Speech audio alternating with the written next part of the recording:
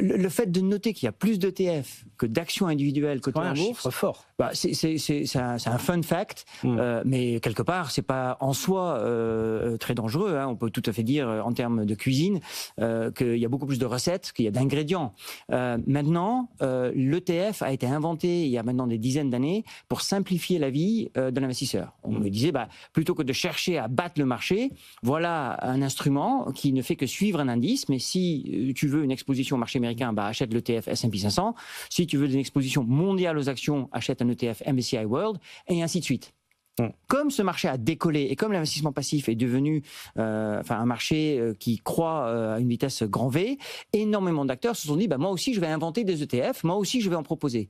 Et c'est là où il y a une dérive vers des choses bien plus complexes. Donc on peut maintenant avoir des ETF qui jouent la thématique du cannabis. On a des ETF qui vous permettent d'investir dans une seule action, mais avec un effet de levier x3, x4.